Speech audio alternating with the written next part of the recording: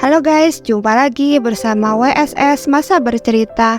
Hari ini aku akan menceritakan kasus wanita muda yang dibunuh saat mencoba membalas perbuatan baik seorang terdekatnya. Dan kasusnya tidak pernah terpecahkan. Pada hari Thanksgiving tahun 1986 ada nih pegawai bank berusia 21 tahun yang bernama Nancy Ann Heyer sedang berada di kereta menuju kota New York. Tiba-tiba ia tersesat dan ia pun menangis. Menyadari bahwa Nancy dalam kesusahan, ada seorang pria bernama Billy Devishire yang berusia 19 tahun menawarkan diri untuk mengantarnya pulang ke Hicksville, Long Island. Setelah pertemuan yang tidak disengaja ini, mereka akhirnya menjadi sahabat yang baik nih teman-teman.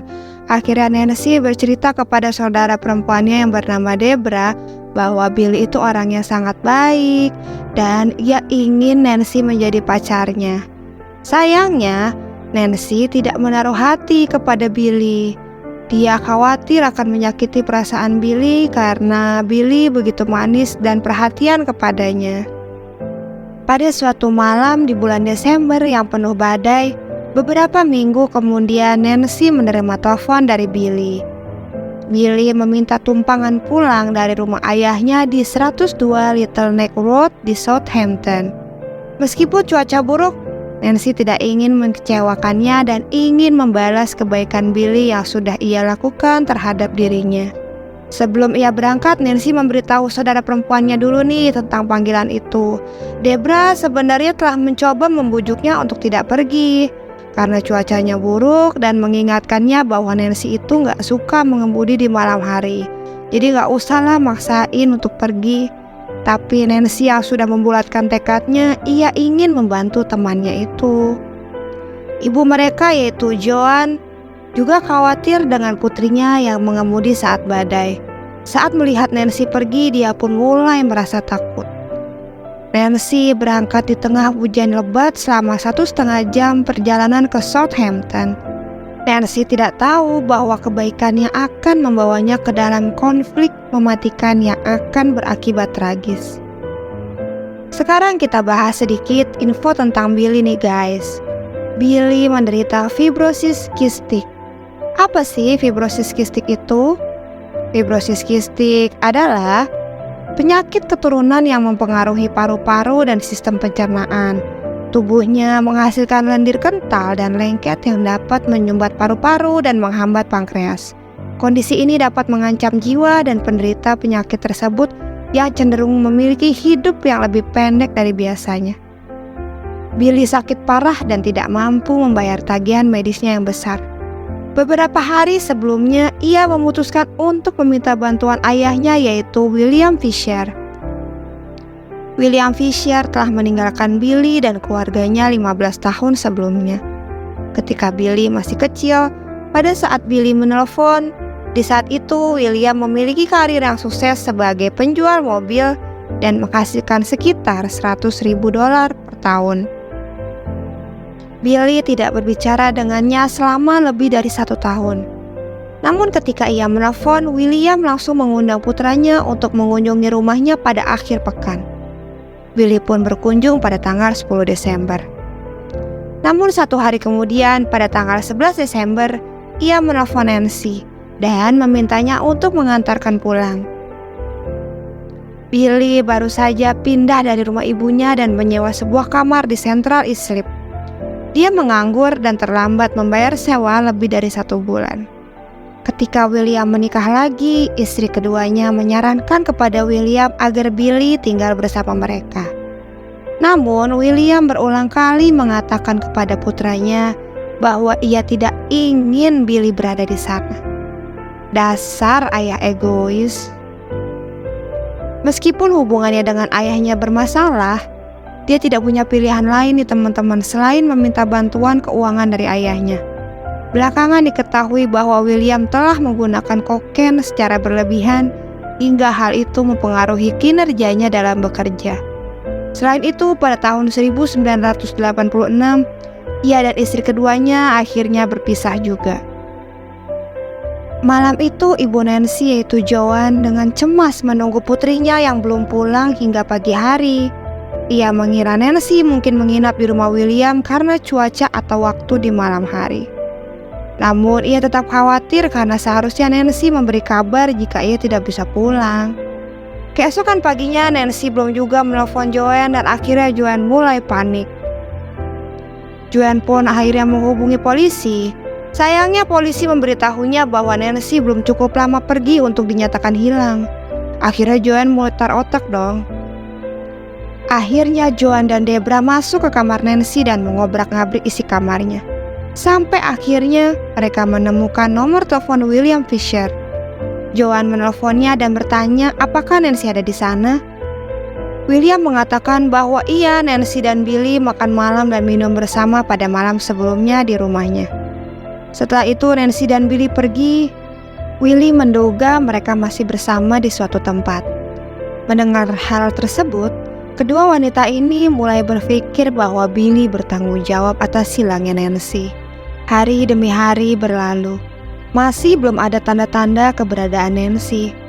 Setelah sekian lama Nancy hilang, Joan akhirnya bisa melaporkan putrinya yang hilang kepada polisi. Polisi mengatakan kepadanya bahwa tanpa adanya bukti pelanggaran, polisi tidak banyak bisa membantu. Joan sekali lagi menelpon William, karena ialah orang terakhir yang melihat Nancy. Joan berulang kali menelpon William dan bertanya tentang kejadian di malam itu. Si William ini lama-kelamaan malah nyolot nih guys, dan kesal karena ditelepon terus-terusan. Saat itulah si Debra mulai curiga sama William. Pada tanggal 13 Desember, pesta Natal diadakan di rumah sakit Good Samaritan tempat Billy yang menjadi pasiennya. Polisi berharap Billy dan Nancy akan muncul karena Billy telah memberitahu perawat bahwa ia akan membawa Nancy ke sana. Namun ternyata mereka tidak pernah muncul di acara itu. Segera setelah itu, Joan menyewa helikopter untuk mencari Nancy dan mobilnya. Namun tidak ada yang ditemukan. Gila ya, keren banget Joan itu sampai bela-belain menyewa helikopter demi mencari keberadaan anaknya. Kemudian pada tanggal 21 Desember 1986, 10 hari setelah hilangnya Nancy dan Billy, polisi mendapat laporan tentang adanya sebuah mobil yang ditinggalkan di tempat parkir Southampton di North Hills Road, 2 mil dari rumah William. Kabarnya mobil itu sudah ada di sana selama beberapa hari. Ketika bagasi mobil itu dibuka, sebuah penemuan yang mengerikan terjadi. Di sana tergeletak tubuh Billy Fisher yang ditutupi selimut berlumuran darah, dan di bawahnya mereka juga menemukan tubuh telanjang Nancy yang juga terbungkus selimut. Keduanya telah dibunuh dengan kejam. Pemeriksaan telah dilakukan terhadap mobil tersebut, tetapi siapapun yang melakukan pembunuhan telah memastikan bahwa mereka membersihkan sidik jari dari mobil tersebut. Hasil otopsi menentukan bahwa Billy telah ditembak dari jarak dekat sebanyak 18 kali loh teman-teman. Sebagian besar tembakan ini ditujukan ke kepalanya. Celananya sudah sobek dan ditemukan kerikil di punggungnya yang menandakan bahwa ia telah diseret di tanah yang kasar. Sedangkan hasil otopsinya Nancy mengungkapkan bahwa ia telah ditusuk 2 kali, 1 kali di bagian hati dan 1 kali di bagian jantung, dengan alat yang sangat panjang dan tajam. Kemungkinan besar itu adalah sebuah pisau dapur. William Fisher langsung menjadi tersangka nomor 1 dalam kasus tersebut.